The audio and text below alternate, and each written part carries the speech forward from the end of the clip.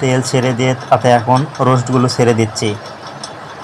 রোস্টগুলো হলে তুলে নেবেন। রোস্টগুলো হয়ে গেছে, এখন গরম তেলে পেঁয়াজ ছেড়ে দেবেন। পেঁয়াজগুলো আস্তে আস্তে নাড়তে থাকবেন। পেঁয়াজগুলো দেখবেন আস্তে আস্তে লাল হতে লাগবে। এটা লাল না হওয়া পর্যন্ত নাড়তে থাকবেন।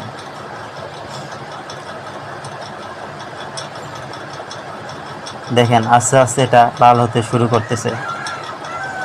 যতক্ষণ না পর্যন্ত লাল হবে ততক্ষণ পর্যন্ত এটা নাড়তে থাকবেন।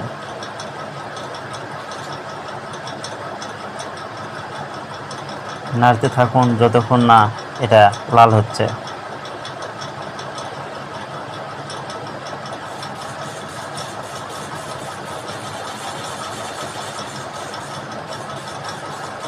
সাদা এলাচ দিলাম, কালো এলাচ দিলাম, দারুচিনি দিলাম।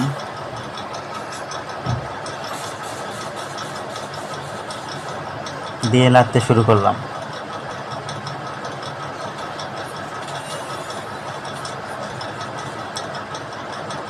আদা বাটা দিলাম, জিরা দিলাম,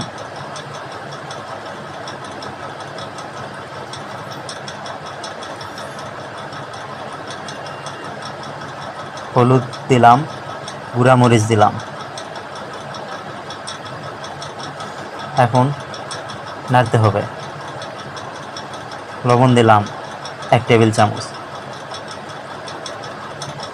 দিয়ে আস্তে আস্তে নাড়তে হবে।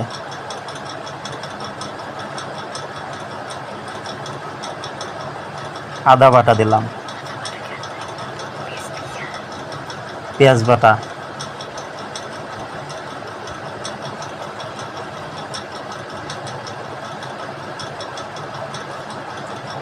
নাড়তে থাকুন আস্তে আস্তে।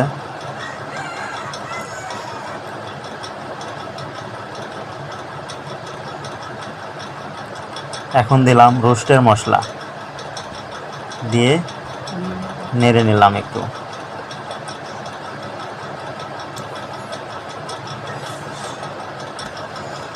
এখন দিচ্ছি টক দই।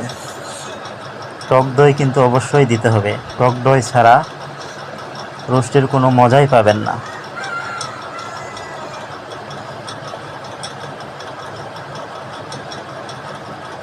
এখন একটু দুধ দিলাম।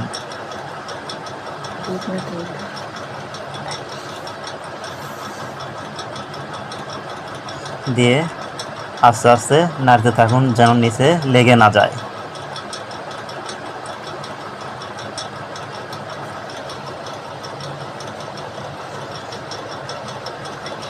দেখুন আমাদের রান্নাটি হয়ে যাচ্ছে।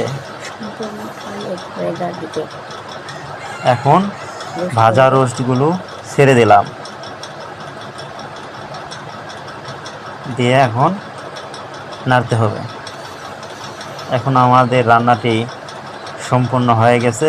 এখন একটু নাড়তে হবে। দেখুন আমাদের রান্নাটি সম্পূর্ণ হয়ে গেছে। এভাবেই রান্না করবেন রোস্ট।